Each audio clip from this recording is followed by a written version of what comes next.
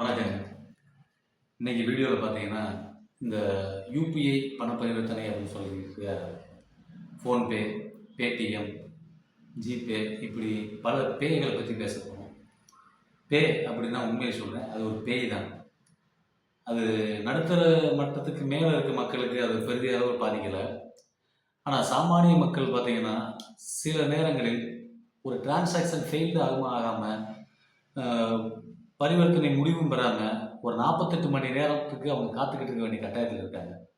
இப்போ சமீபத்தில் பார்த்தீங்கன்னா, ஒரு மெடிக்கல் ஷாப்பில் கூட பெண் வந்து பணத்தை ட்ரான்ஸ்ஃபர் பண்ணிவிட்டு பணம் முழுமையாக போய் சேராமல் அதில் சொல்லப்பட்ட விஷயம் என்னென்னா, உங்களோட பண பரிவர்த்தனை 48 மணி நேரத்தில் பூர்த்தி அடையணும்.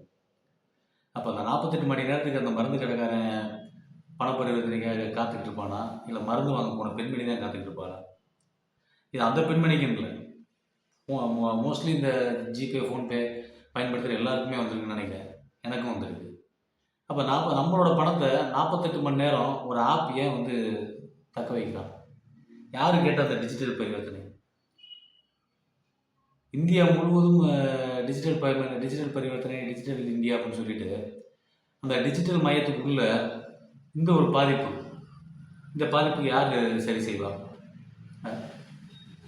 48 மணி நேரத்துக்கு அப்புறம் தான் அந்த பணம் வரும்னா, 48 மணி நேரம் மருந்து வாங்காமல் அந்த பெண் என்ன செய்வாள்? ஒருவேளை அந்த பெண்ணிட்ட வேறு பணமே இல்லை, அந்த 48 அந்த டிரான்சாக்ஷன் பண்ண அமௌண்ட்டை தவிர வேறு அமௌண்ட்டே இல்லை அப்படின்னா, அந்த மருந்துக்கு யார் பொறுப்பு? அந்த மருந்தினால் வாங்க முடியாதனால் ஏற்படக்கூடிய இழப்புகளுக்கு யார் பொறுப்பு? சரி, இப்படி ஒரு பிரச்சனை இருக்குன்னு சொல்லி வங்கி ஊழியர்கள்ட்ட போய் கேட்டோம்னா, அந்த ஒரு நம்ம சம்மந்தம் எந்த பேங்க்கில் அக்கௌண்ட் வச்சுருக்கோமோ அந்த பேங்க் மேனேஜரே என்ன சொல்கிறாருன்னா, இது வந்து ஒரு தேர்ட் பார்ட்டி ஆப்பு, நாங்கள் பொறுப்பு இல்லை அப்படின்னாங்க. தேர்ட் பார்ட்டி ஆப்புக்கு நீங்கள் பொறுப்பு இல்லை, சரிதான். கூகுள் பே, ஃபோன்பே, பேடிஎம் எல்லாமே ஒரு 3ஆம் நபர் தான். வங்கிக்கும் நமக்கும் வங்கிக்கும் நடுவில் அவங்க கிடையாது, 3ஆவது நபர் தான்.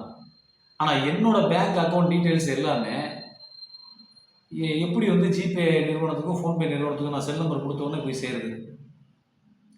போக கூகுள் பேலையோ இல்லை ஃபோன்பேலையோ ஆட் பேங்க்கு வங்கி சேர்க்கவும் அப்படின்னு போட்ட உடனே நான் எந்த வங்கியில் கணக்கு வச்சுருக்கணும் அந்த வங்கியோட பேர் லிஸ்ட்லாம் அதுலேயே போய் சேருது.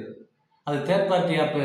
உங்களுக்கு அந்த வங்கிக்கும் அந்த அப்ளிகேஷனுக்கும் எந்த தொடர்பும் இல்லாட்டி உங்கள் வங்கியோட பேர் வந்து அந்த பட்டியலில் எப்படி போச்சு?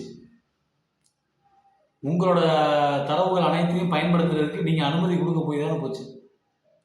அது என்னோடய செல் நம்பர். நான் இப்போ உதாரணத்துக்கு நான் ஸ்டேட் பேங்க் ஆஃப் இந்தியா இல்லாட்டி ஒரு தமிழ்நாடு மெர்கன்டைல் பேங்க்கில் அக்கௌண்ட் வச்சுருக்கேன் அப்படின்னா, நான் கூகுள் பேலையோ ஃபோன்பேலையோ போய் செலக்ட் யுவர் பேங்க்கு, உங்கள் வங்கியை தேர்ந்தெடு அப்படின்னோடனே நான் அந்த பேங்க்கை தேர்ந்தெடுத்துன்னு செல் நம்பர் கொடுத்தோடனே என்னோடய வங்கி டீட்டெயில் ஃபுல்லாக அங்கே போகுது.